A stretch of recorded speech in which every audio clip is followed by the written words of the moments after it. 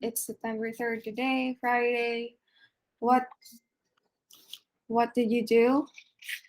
Were you able to accomplish the the exercise that I gave you, the scale? I mean how did you find it? How did you find the guys? How did you find activity? Was it okay? Was it fun? Yeah, visual. It's very German. That's fine. um, the recent activity, the upside down plate, was kind of tricky for me because my mind really played tricks on me because it's like when you're drawing and you know that the picture is upside down and you really want to rotate the picture, but then the the objective of the activity is like for the artist or for us to practice self honesty, and I made it. I'm so proud of myself. It's kind of fun too.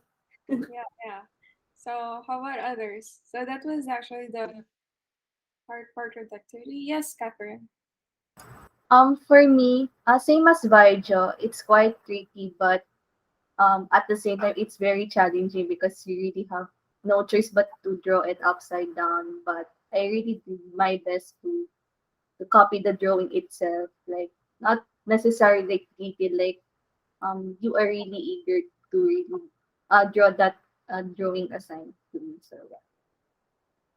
Okay. How about Angela?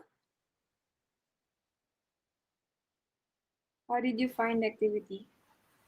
I found it fun to do, and like what Joe said, it's kind of messing up with my brain. Then yung, because syempre pag baliktad, iniisip ng utak mo na baliktad yun and you can't work with it properly without doing it the right side.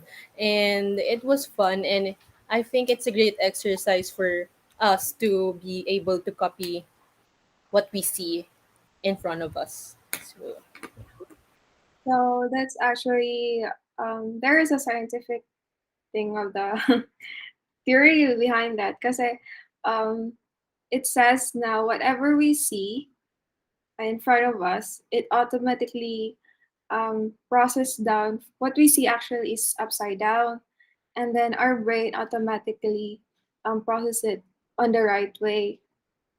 So that's how our brain works. So when I told you to draw something that's actually upside down, the brain rethinks itself that maybe it's the wrong way. So how you're drawing, you are actually like fighting, or your mind is playing tricks on you how everything is upside down, but it's not. It's the correct way.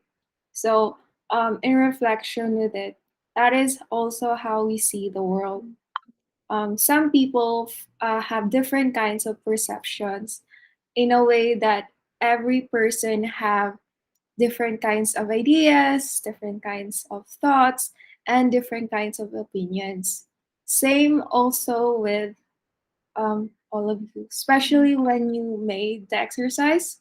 So some of you might find it very hard to do it without rotating, while some also of you will find it easier to actually just do it. Kasi even the what do you call this? Even the most skilled and um, most seasoned artists also find it already hard to do it because it's a natural way.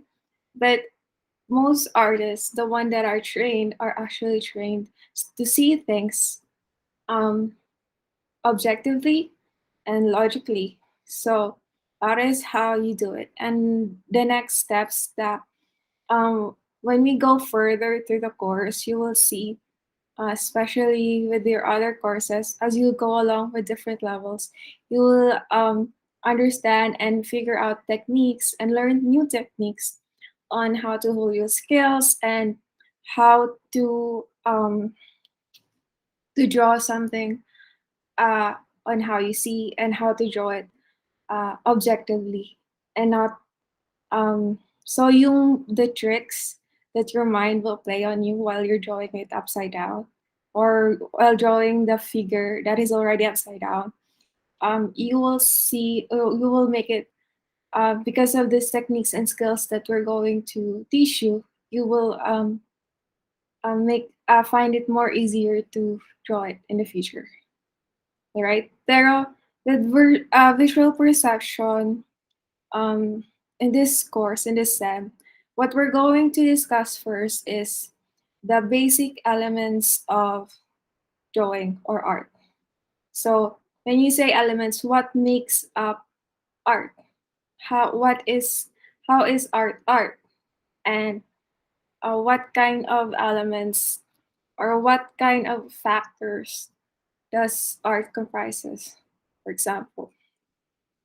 And since there are eight elements in art or in drawing, we will not discuss everything kasi kulang ng SEM. But you also have visual perception one, visual perception two, right? So the rest would be on the next SEM. So what we're going to do is like hone you and make you an expert of these elements. So that you're going to be well-rounded and very good with this. So it's like your foundation of um, how to draw. All right. So first, let me introduce you the different kinds of elements. Wait lang. Let me just. Ooh.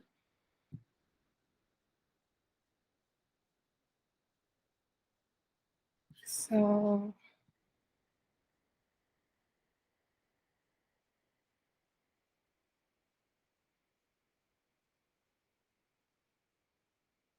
okay. Can you see my screen? Yes, ma'am. Very wait lang.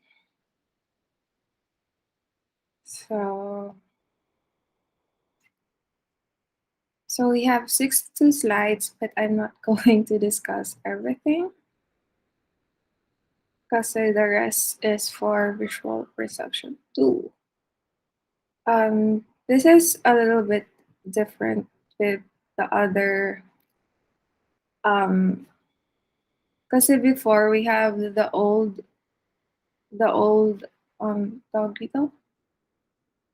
The old curriculum, and with the old curriculum we have visual perception 1 and visual perception 2, and it's know parang a mixture of everything, and because of the new and the old, it's a little bit nag-separate sila.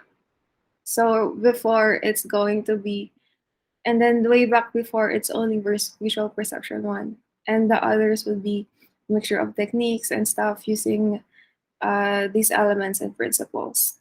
But with this SEM, with the new curriculum, what we're going to do is like, since kasi there are 7 principles and 8 elements, so we're going to cut it in half. So the first part would be the elements, and the other half would be some elements and principles, and that is how you're going to study or learn how to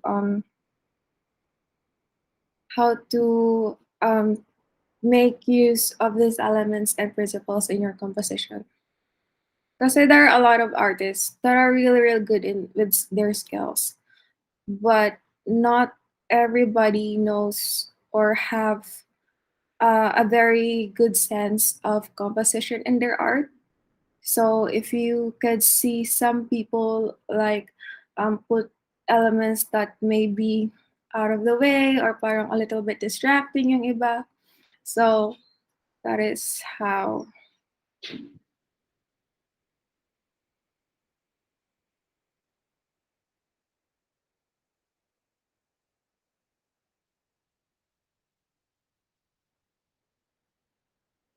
Okay.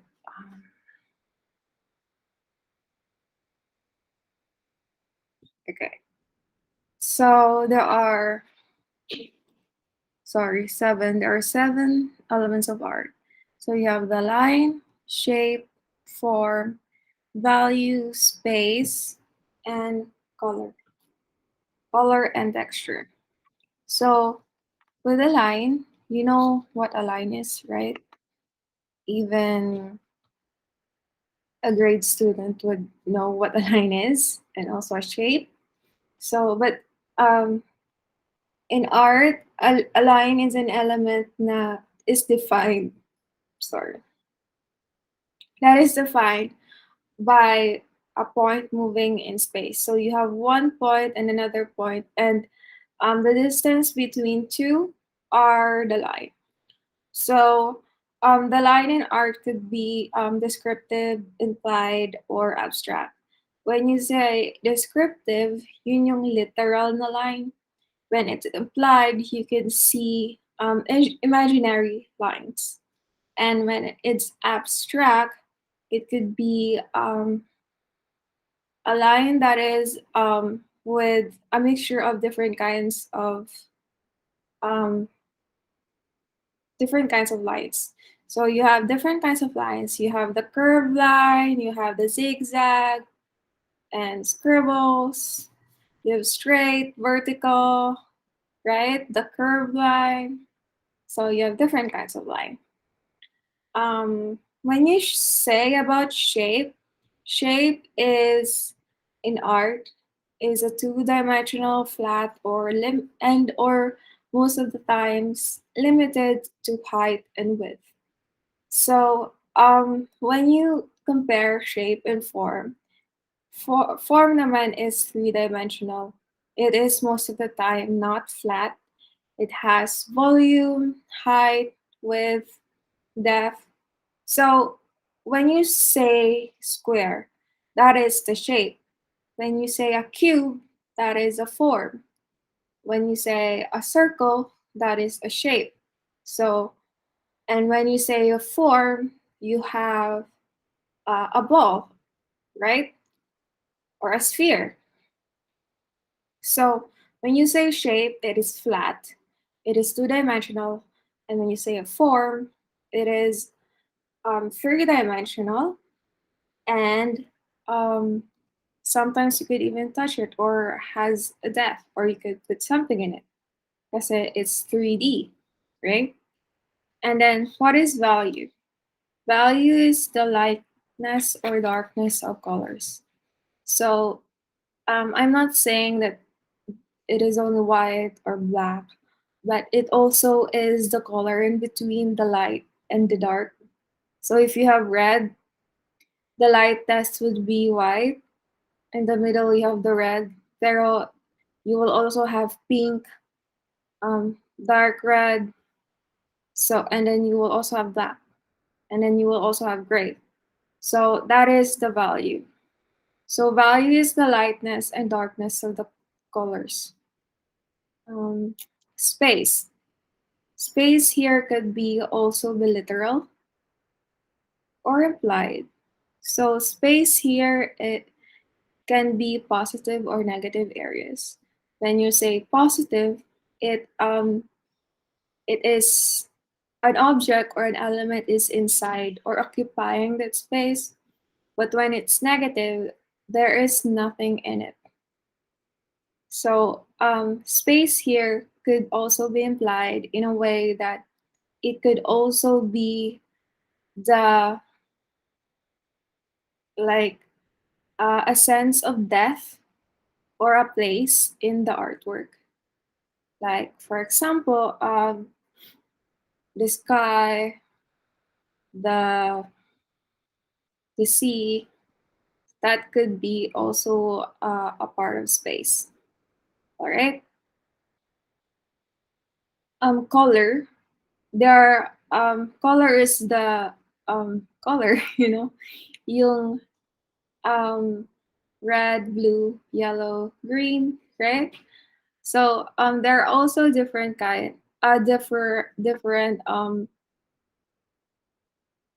different words that describe color. So you have hue, value, and intensity. When you say hue, it's the name of the color, like red, blue, green. That is the hue. And then you also have value. The color could also have value, of course. And then intensity, a color could also be very, very bright or like um, neon pink or light pink or very, very pure, like pure red or very intense, strong red.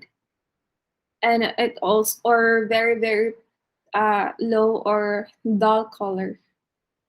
The intensity would be a dull color like grayish red or something like that.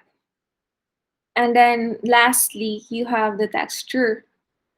So the texture in art refers to it could be literal, it could be implied, and it could also be abstract. So texture here could be um, how you feel it physically, and it could also be how you when you see it on a painting, even if you cannot touch it, even if when you touch it, it would be flat. But when you see it, it could look like it is very soft or it has fur. So that could be implied. And when you say abstract texture, this comes in uh, in abstract painting, wherein the texture um, could be really, really rough and could be really, really soft. And this could come in when you have when the artist is using mixed media. All right. Okay. So you have also principles of art. I will not discuss it on deep, but if you have music class way before, um, this is also very similar to elements of music and also in literature. So you have rhythm, balance, emphasis or contrast. You have proportion, harmony, variety, and movement. So rhythm, yun yung where this is usually with repeated patterns. And then balance, it is a way of how art could be visually balanced through the eye. And then emphasis, this is how you combine two things that are complementary to each other. So in a way, it would be stressing each elements to its own. So in turn, it would give an emphasis to the object. Proportion, this is the principle of design that refers to relationship of certain elements to whole or each other. So it's, for example, the person in a painting is smaller in proportion to the building next to it. So proportion is how you relate one object to another in the painting. Gradation. This is also in color, and it could also be um, anyway. Gradation. This is the gradual changes of this element. It is usually by using color. So you have or shapes or form. So you have large to small shapes or dark hue to light hue. So if you imagine the sea or a seascape, usually the waves from farther from the eye would be smaller, and the waves near to that person or to the eye would usually be bigger. So that is one way to put use of gradation. Gradation pala. Harmony is a way of combining similar objects in an artwork to accent their similarities. So harmony is usually using patterns and repetition of objects. So rhythm and harmony is somewhat the same, but with rhythm, it usually indicates movement. So you could see someone's dancing, or there is an implied movement of dancing. But with harmony, it's usually using same objects or elements to recreate a pattern. Can a harmonious elements be or have rhythm? Yes, usually rhythm and harmony is correlated to each other. Movement is also like rhythm, so it is the principle of design that is used to create the look or feeling of action and then to guide the viewer's eye through the work of art. So movement here is usually implied, or if it's not physical, like in sculpture, most of the time, um, the movement could be literal or implied.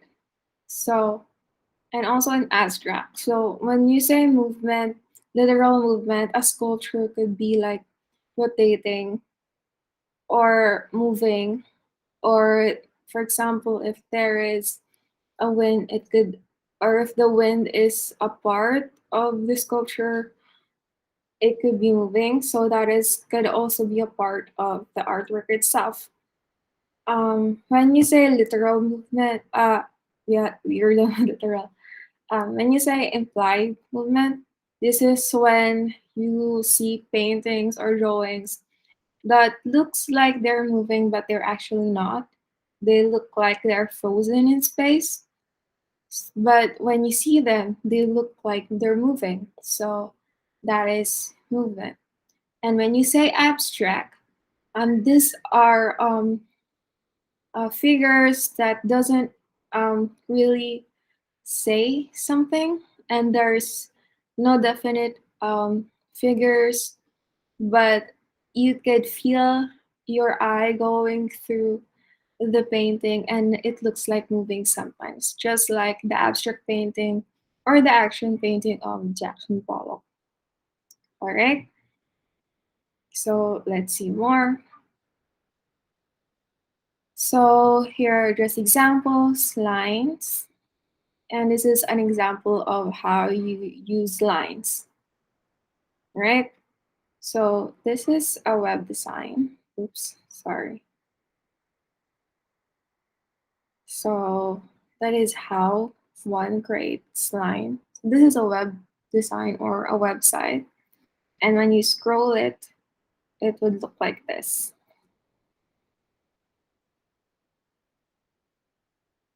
And then this is a poster illustration using lines.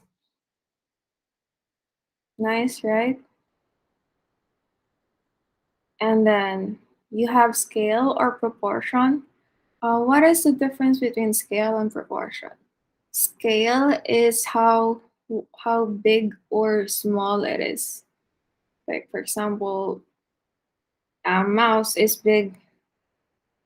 smaller than an elephant.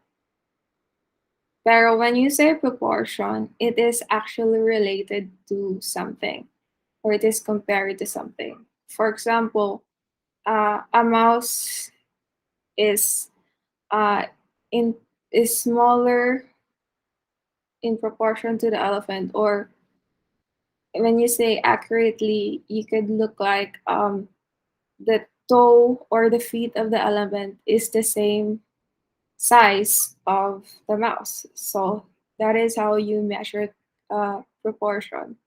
So when you say scale, it's just big or small.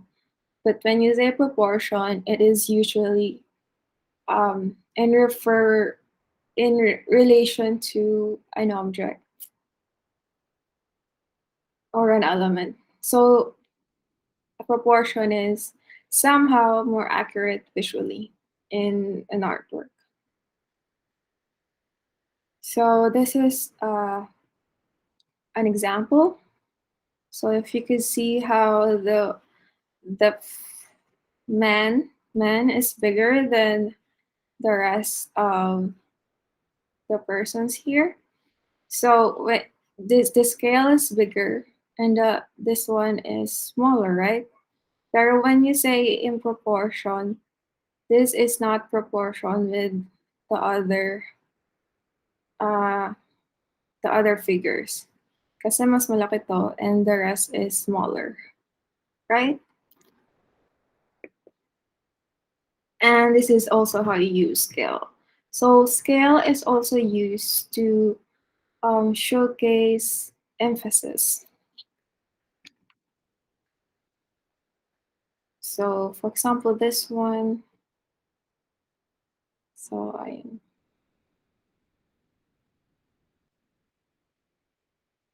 and then you also have color.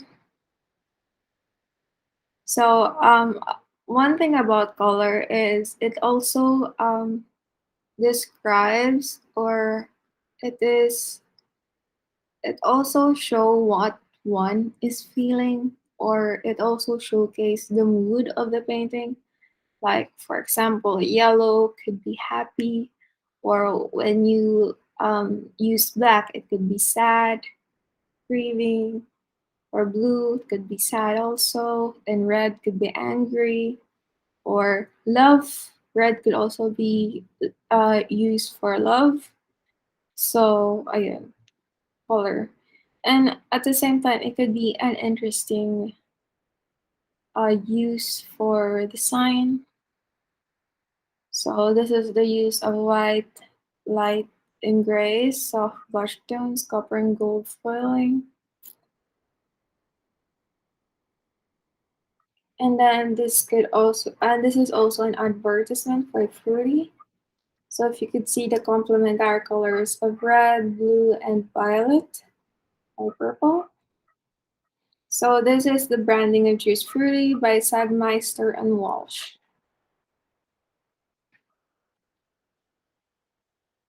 And then you have the repetition or harmony.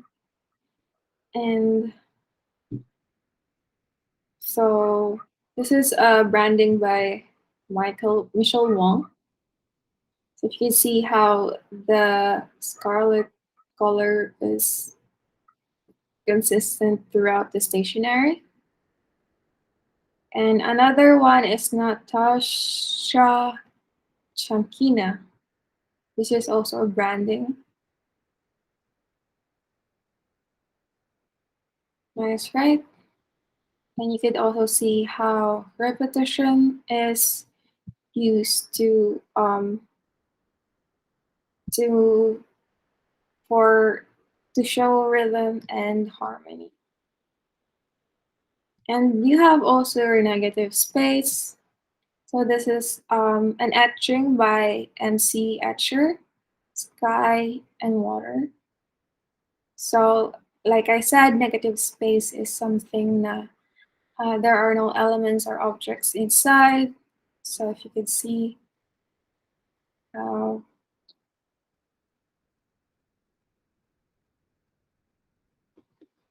and then this is also another form of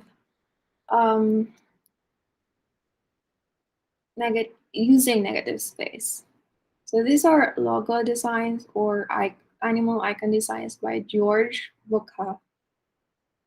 You could see they are very simple, right? But you can see what animal it represents, right?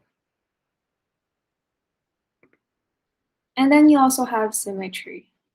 So in usually with having harmony, you have to have symmetry or also balance. In balance, symmetry is also very important.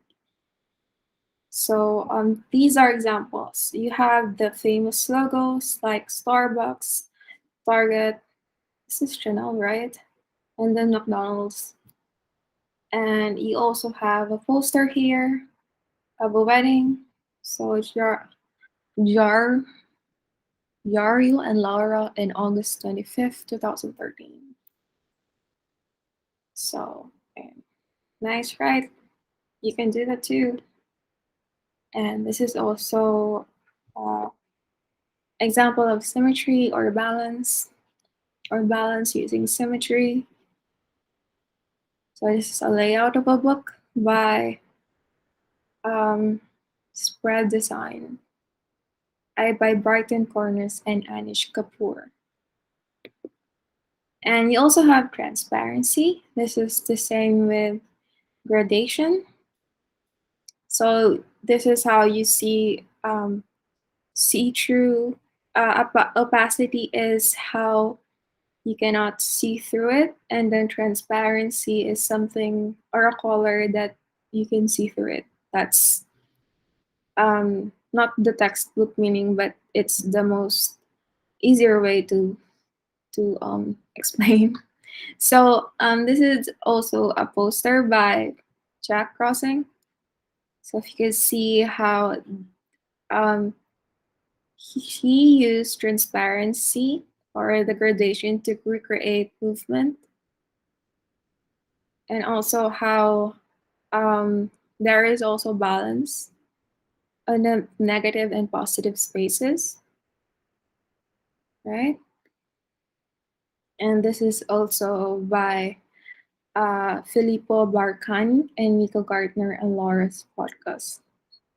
So if you could see here, the transparency and opacity helps in making someone look like it's moving, right? And then this is also an invitation card for the New York Museum of Glass. It's nice, right? And then you have texture. So texture is very important, but sometimes when you use too much texture, it becomes, well, too much. Like this one. It's very muddy unless that is your goal.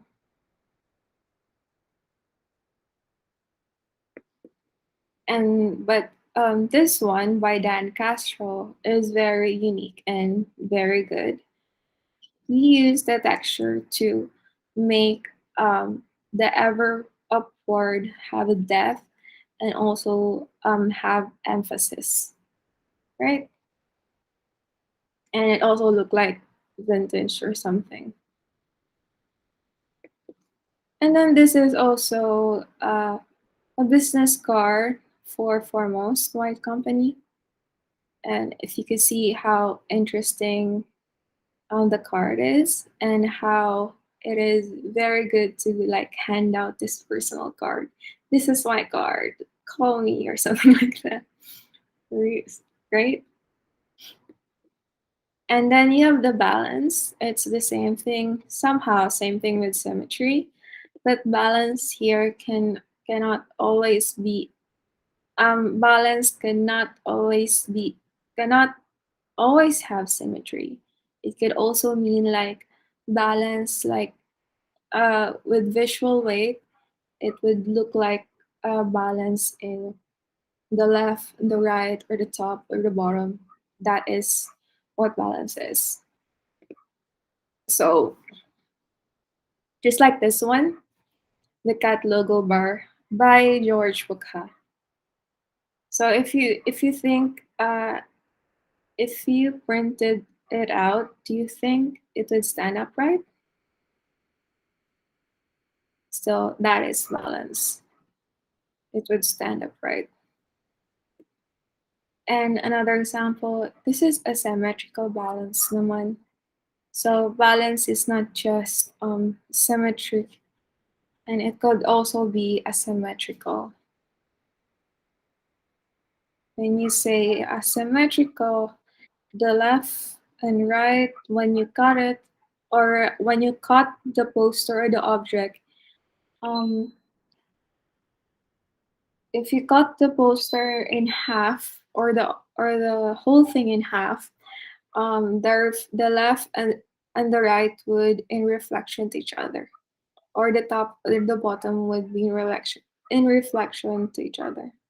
So with this, it is asymmetrical because if you cut it in the middle, it won't be the same with each other, with the two halves. So that is what you call asymmetrical. But is it balanced? Yes. Right? Hierarchy. This is for mostly design. So, ayun naman yung hierarchy. Wherein the important part of the important subject or the important thing that um, you made you made the art for, like what is the first thing or what is the subject or what is the topic of the, for example, this one, the spread or the poster, that is usually the biggest one. So this is also an example of emphasis, because the bigger the object, it is usually put more emphasis to the eye. So that is one technique. Just like this one, Audrey and Grant are the most important people on their wedding day, of course. So it is larger and therefore it has more emphasis. And also this one, if you could see it. And then you also have contrast. This is the use of your color theory. This is usually dark versus light. So, or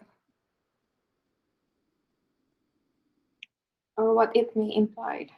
So this is a bike expo in a poster by Jonathan Correra.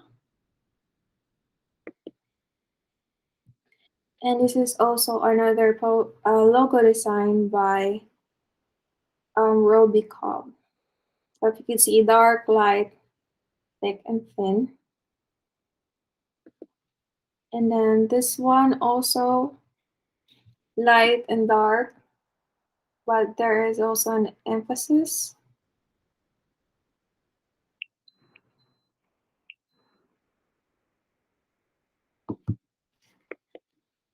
And then you have framing. No, we're not going to discuss that.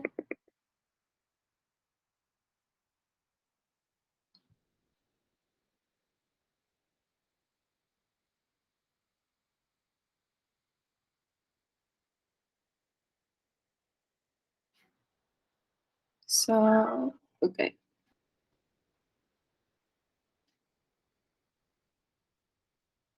So you have randomness.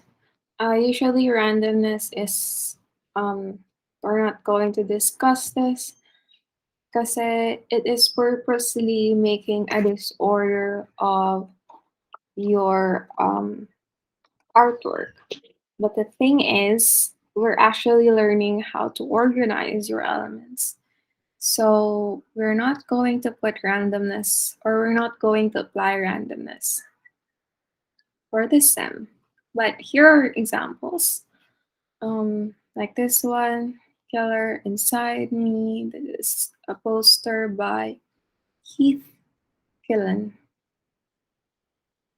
And then you also have this design by Laura Berglund. And then you also have this, a design that used random, and also how the design also, or the layout, shows how randomness could be explain on a various or a broad subject or topic. And you also have direction. This is how you also use your implied lines. Implied lines usually show you where to look at first, and then the next, the next, the next.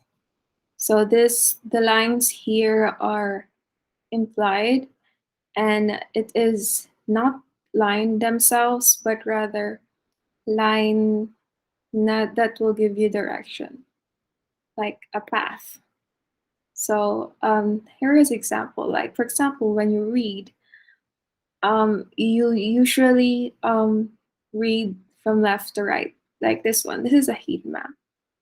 So the red is the usually where you would read first, or where your eyes will look first.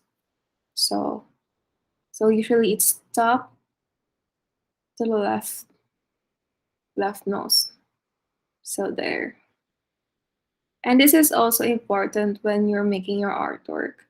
Usually it is very good to put your subject, or the subject of your composition, at this part, the topmost left. And with web design, sometimes it's usually like this: 1, 2, 3, 4. So first here, the logo at topmost left, then you go to this here to the right, down, and then down to the right. So I am. And another example that uses implied lines or direction are this this is a poster by Atelier Marteno and Jana. So if you can see here, the eye is from top to bottom. Then you have also this one. So it's usually from left to right and top to bottom. So rules. For this course, the SEM, we're going to teach you the design rules. But and usually in design there are no rules. Kasi especially for those people who believe that art is for art's sake. But we're actually studying, so we want to teach you the things that are the foundation of many great artists. So you can only break these rules when you actually master them. All right. So, but here are examples of great works that actually said, bye bye rules. I'm not gonna follow them. So this is by David Carson, for example. So, and if you could see the uneven spaces. So, ayan. And then this is also by Zingbats. Uh-huh. Brian Ferry. I know. Brian Ferry, and he doesn't like the interview.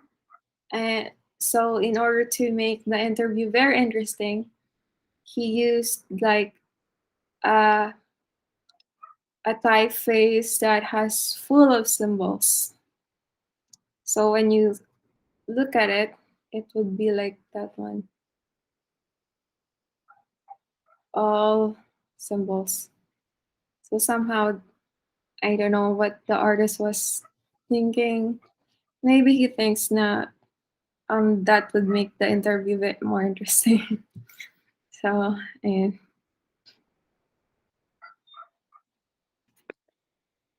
then you have movement.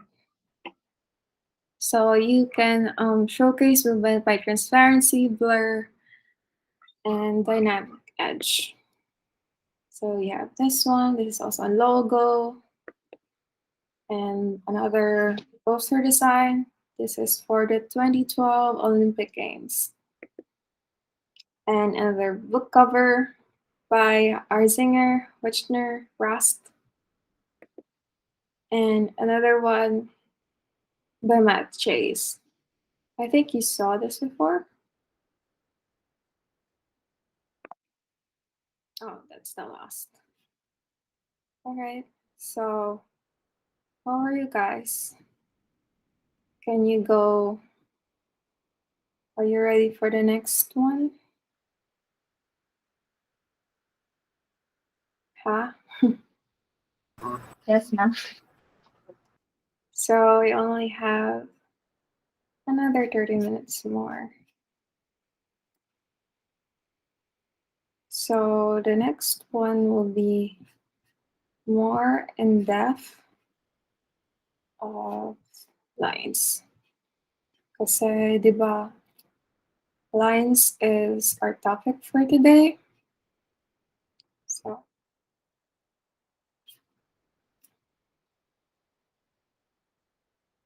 can you see my screen?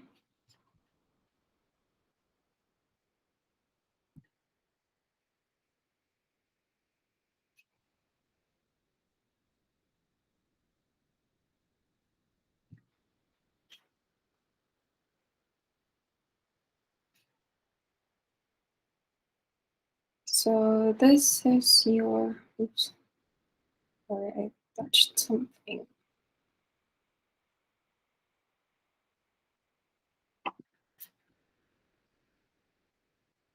Okay, there. So lines. This one, if you can see here, what do you think about this? Guys, what do you think of the picture? Apart that he has lines. Yes, by Joe. Trippy siya, ma'am. Trippy siya tignan because of Yes. the lines.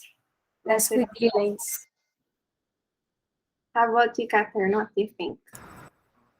For me, mom, when we say lines kasi diba, it's straight. But when you look at the picture, it's getting a little bit like swirling. It's like a swirling shape or style. Yeah, so it looks like it's moving, right? Even if it's just lines. And then if you could see also here, there are thick lines, thin lines, and there are lines that actually meet with each other. So in a way, that's how you use lines to also give an illusion somehow. So fun fact, um, the other name for visual artist is actually visual illusionist because we make use of illusions with our hands. So, for example, blank canvas, you only have white, but with paints and pigments, we make other people see something that is not there. Like, for example, a scenery, figure, or something like this, a room full of lines that looks like it's moving. So, that is why artists, visual artists, are also called visual illusionists, right? Like magicians, but and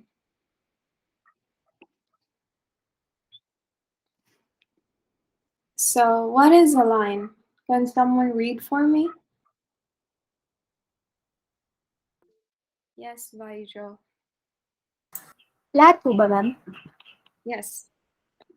Line is a moving dot or a point that moves. Basic visual element used to define shapes and figures.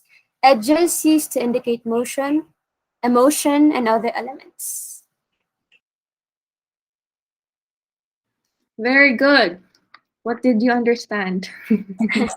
So, ma'am, yung unang square is line is a moving dot like yung from left to right tapos may line, yun line na yun siya.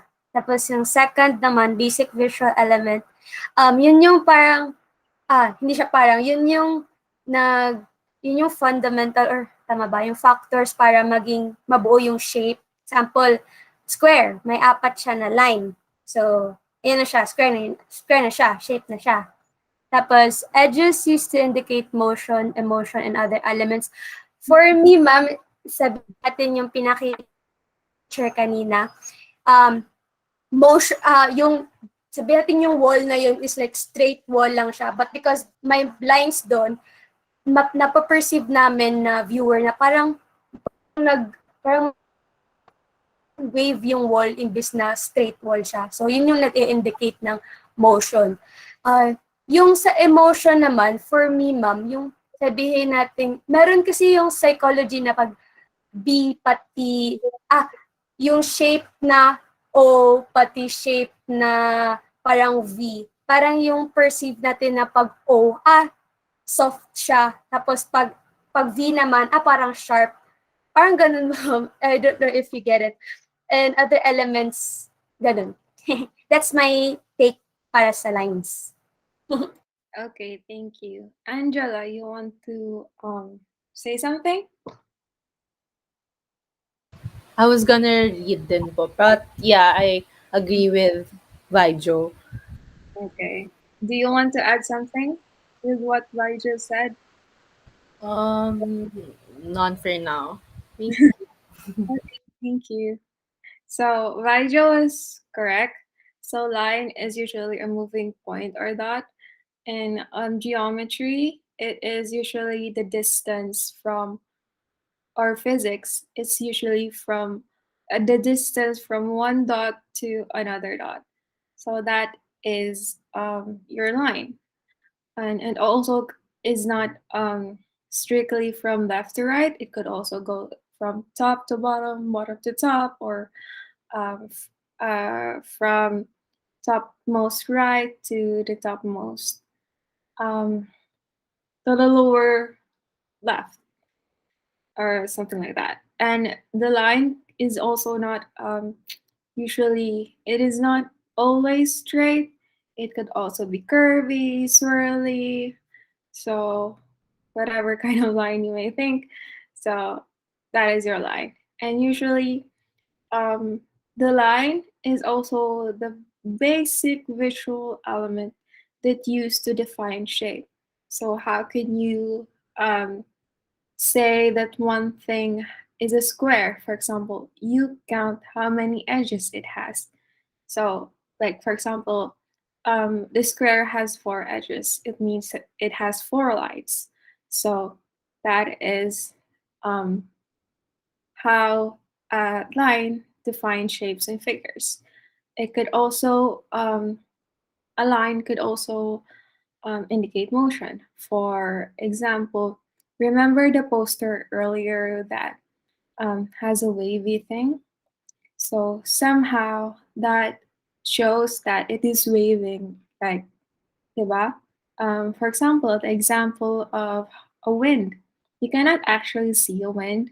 The way you draw clouds, for example, the way that it's parang there is a whisk kind of line, transparent line, like it's going from the left to the right. So that is indicating motion. Also, yung cartoons nyo, yung may line of pag when you're running and then you will have the lines at the end. So yun, that is how lines indicate motion. And when you say emotion naman, the basic example is also in comics or in cartoons. The way na parang how eyebrows, for example, can indicate when someone is angry, when it goes like this, when the eyebrows are knit together closely, or how someone is shouting by how mouth is very, very wide open, or something like that. So lines can indicate emotion as well and other elements. So thank you, Vaija and Angela, for that. So these are your type of lines. You have straight, vertical, diagonal, horizontal. You have also the scallop, zigzag, curvy, the dab, graduated, another kind of zigzag. You have the curve, dotted, dash, chevron, spiral, broken, thin, thick, crisscross. So again, you have also your hash, crosshatch. So there are a lot of types of lines you could possibly imagine. But basic definition is that vertical lines are lines that move from up or down without any slant. And then horizontal lines naman is spiral to the right, and this is from um, lines that goes from left to right or right to left. And diagonal lines, these are lines that um, are slant. So it usually goes from topmost left to the lower right, or from the topmost right to the lower left. So these is your diagonal lines. Zigzag lines naman are combination of diagonal lines. So if you can see here, it goes up, down, up, down. And then curved lines is also like zigzag lines, but they're curved. It doesn't have specifically this point at the top. So those are your curved lines. And when you say naman psychological response, somehow Vaijo is correct with this. Somehow. So when psychologist says that usually when people see curved lines, it suggests comfort and ease. When you see them in horizontal lines, it suggests distance and calm, like sea, mountains. So it looks very calming. When you say vertical lines, someone it suggests height and strength.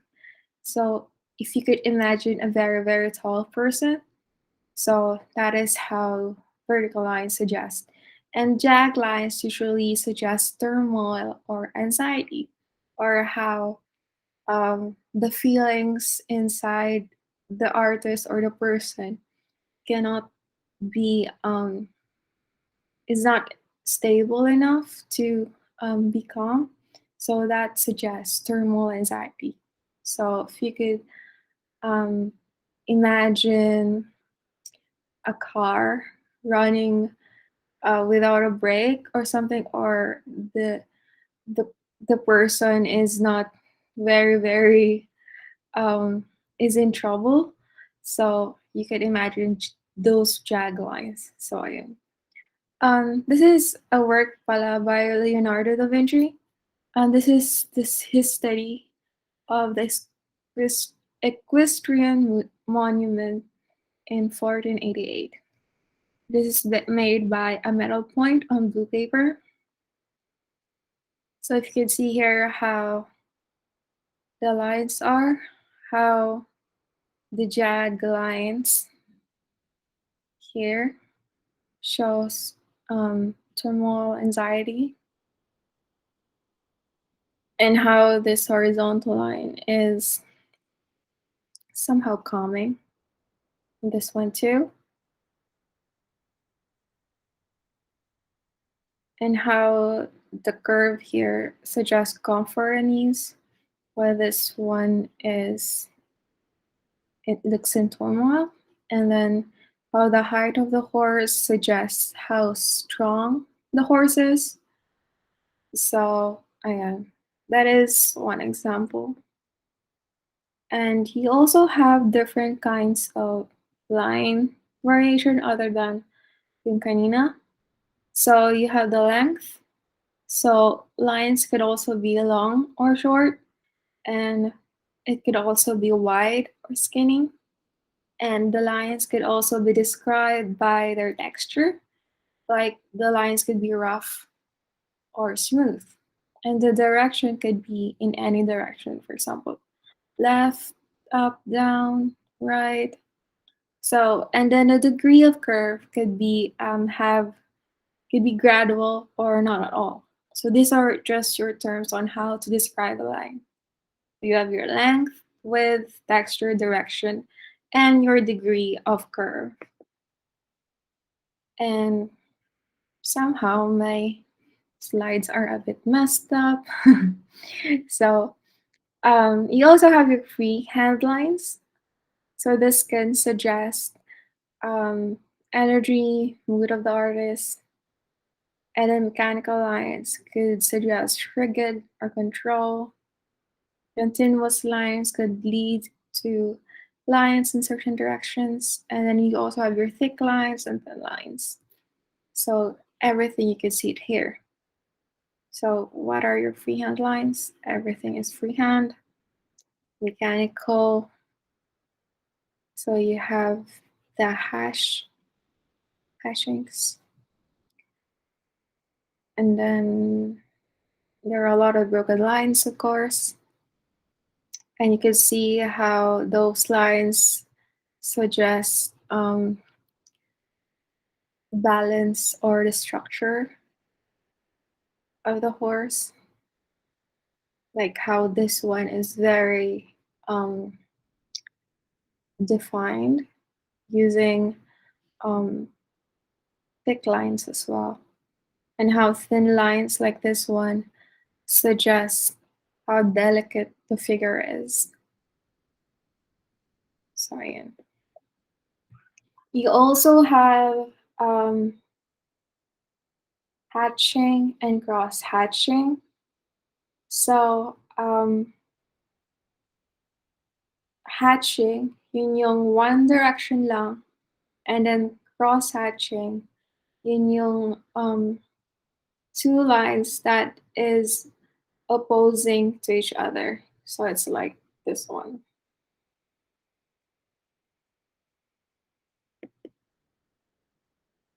And then you have your contour lines. Contour lines are lines that define the shapes. This is also called your outlines.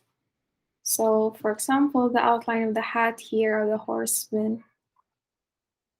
So those are contour lines.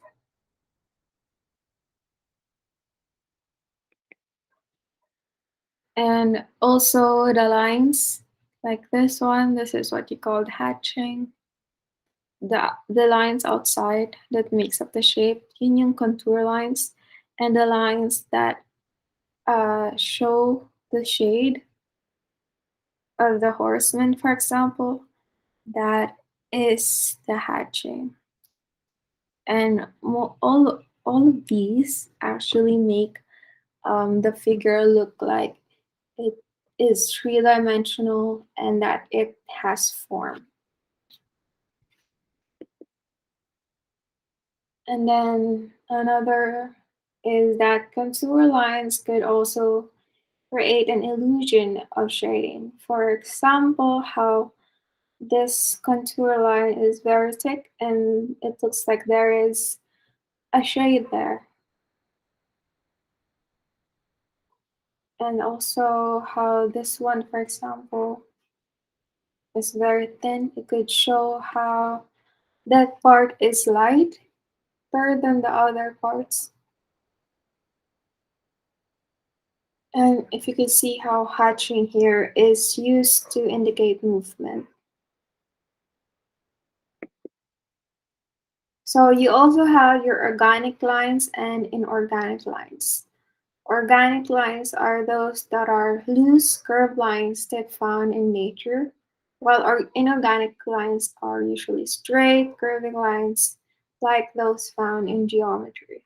So organic lines are, for example, the lines of the Madonna and the Child, while inorganic lines are this one that are very, very straight and it looks like it cannot be measured.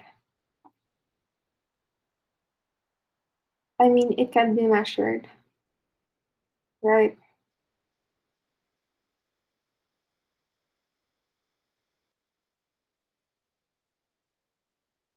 So what are the examples of your inorganic lines?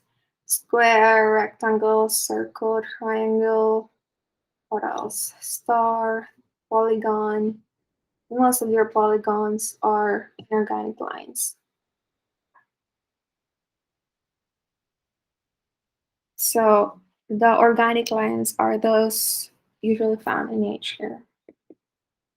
Implied lines, ito naman yung sight lines, the one that your eyes look first, that guides us throughout the image. So you cannot actually see a line, but you would know where to look using these lines. So, for example, where do you think the gazes of the figures in the painting are pointing to? Guys?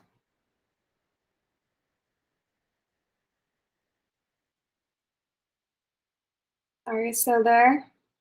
Angela? Yes. Yes, ma'am. Where do you think the gazes of the figures in the painting are pointing to? Um, yung mata po ng mga subject, it implies a line and it looks like they're looking at the baby or pointing at the hand of the baby, and yung mata ng mom, it looks to the younger baby sa baba. Yeah, very good. So those are implied lines. It shows you where to look. So your implied lines could use the gazes of the subjects, like the eyes, or use body language. In this case, use hands pointing to each other. So those are implied lines. So here. So the mother, so the virgin is looking at the baby Jesus, and the angel is pointing to another angel, and it is looking at each other. So those are implied lines or sight lines. So furthermore, there are different kinds of uses of lines. You could use them as a tone or form.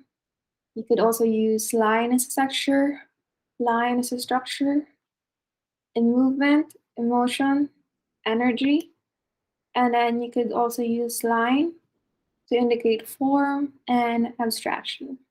So by the way, this is a sculpture by Frank Stella. Frank Stella is a known artist. And then this is a mixed media, also in etch magnesium. And this is also in National Gallery of Art. So line as a tone and form. So if you can see here, everything is in scribbles, right? So if you can see here how the darkest line shows the shading, or where the darkest place or the shadow will be, and those parts that there are no lines, those indicate the light. So here, you see it here, you could see hatchings and then cross hatchings using scribbles. So it suggests tone, but besides tone, it also suggests form. So this is also the work by Henry Moore, entitled Print on Paper and entitled Sheet. Line could also use as texture. For example, here the painting by Peter Doig, entitled The Architect Home in the Ravine. So you can see there is a painting behind it. There is a home or a house, and then or a building, and it has a lake or a swimming pool, I don't know. And then on the foreground there is a bamboo or a branches of trees. So and then on top of it there are different kinds of scrapes or styles that uses lines, and it shows it looks like the painting has some kind of texture in it, right? It gives the painting a whole new image compared to if the painting is very flat, right? It makes the painting more interesting. So ayan, this is the zoomed in picture.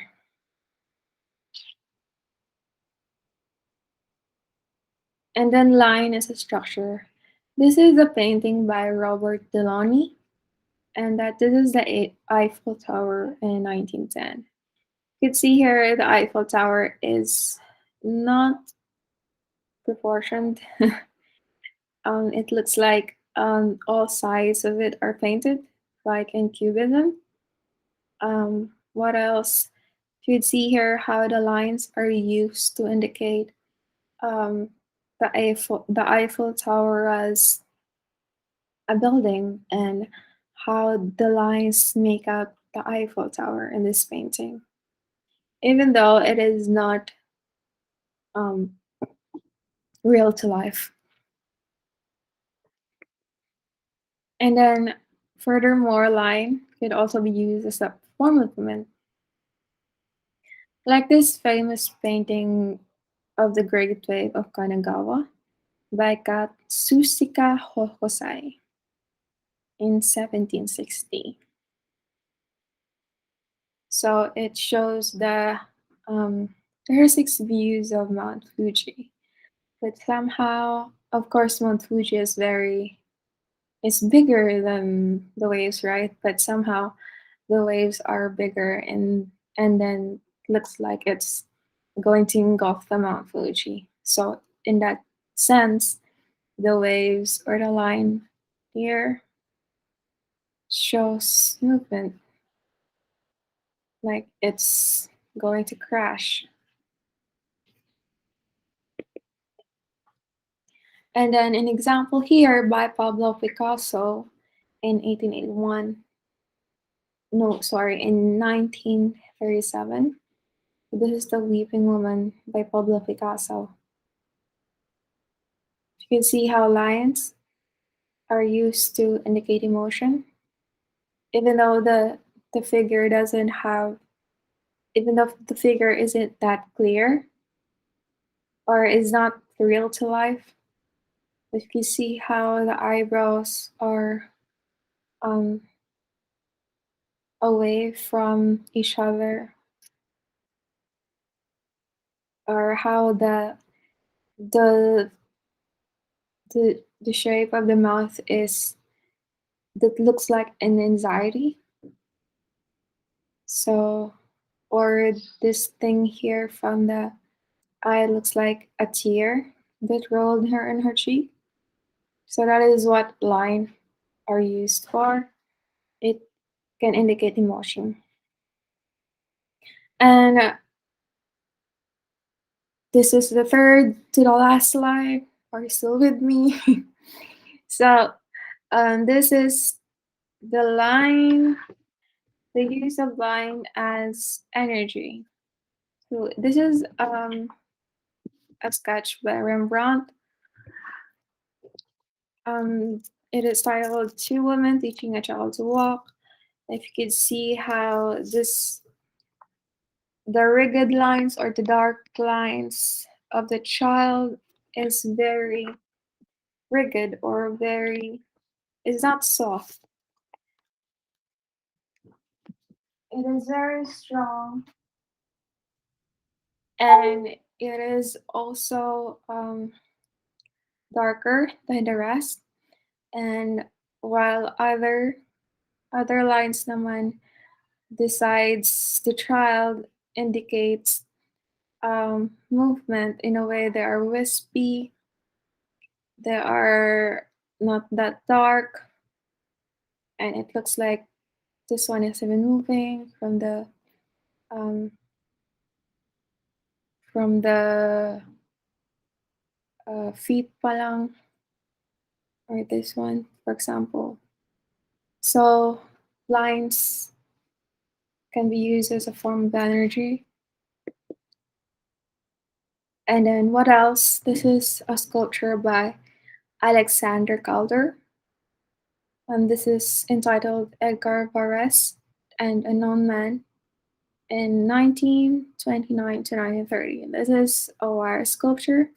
So he was that guy, the artist that was made famous to use um, wire sculpture to indicate different kinds of portraits. So from this side, it would look like two faces, and then on the other side, it would look a totally different figure. So he was the one who made that. So, but if you could see it here, the point is of this slide is that lines for um, lines here in a form of the wire in a sculpture can be used as form. And furthermore, line is also used as an abstraction. For example, this one, um, this is a figure of a bull by Pablo Picasso. This is when he was struggling with his art. He got tired with the realist paintings, and he decided to pursue abstraction. So this one is a very good um, expression on how he got tired or how he used lines to show his expression. So again, it doesn't look like a bull, right? It looks like an animal. So in a way, it is abstracted. Anyway. So here are your references. Okay, so do you have any more questions? None?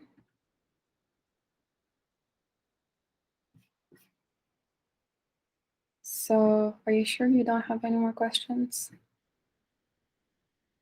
So what are you going to do on September 8th? So the exercise for September 8th is making a portrait without lifting your pencil.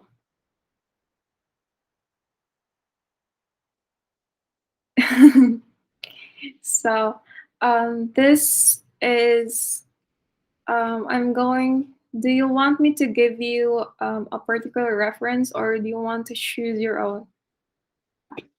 But the idea is that you're going to do it without lifting a pencil. So I'm going to require you to actually record yourself a progress video so that I could see that you're not actually lifting the pencil. All right. So what do you want? Do you want me to give you the reference photo, or do you want to make one your own? Para sa akin, ma'am, okay may reference photo. Are you sure? Same pa. All right. Do you think it's hard? Do you think you could do it on 1.5 hours? I think so. All right. So I'm going to choose a reference photo for you, and then I'm going to give you a set of rubrics for you to grade in so that it would be equal and just. So, okay. So thank you for coming in today. And are you sure you don't? Yes, Vaijo. Ma'am, yung sa video po, buong pag-process po talaga yung i-video naman. You could do a time lapse para naman hindi ganun ka tong memory. Sige. So with your phone, if you're gonna use a phone, you have this you go to a mode, I think, that allows you to record on time lapse. So what the phone does is that it's going to take a series of photographs, and that would make your time lapse video. So, are you okay with that? Okay. So, regarding the video, it doesn't need that you're going to show yourself. Okay lang sa akin that what you're going to do is that you're going to show the pencil on your paper lang. It's okay. All right? Okay. So no more questions. If you have any questions, feel free to email me. Yes, Angela. I was not around yet last week, so I was just gonna ask yung documentation regarding other plates. Yung pencil chart and yung upside down plate. I don't know what to So do. regarding the documentation, I didn't ask for documentation regarding the pencil chart and the upside down plate. Okay. So you're free to submit it as you finish it. Yeah.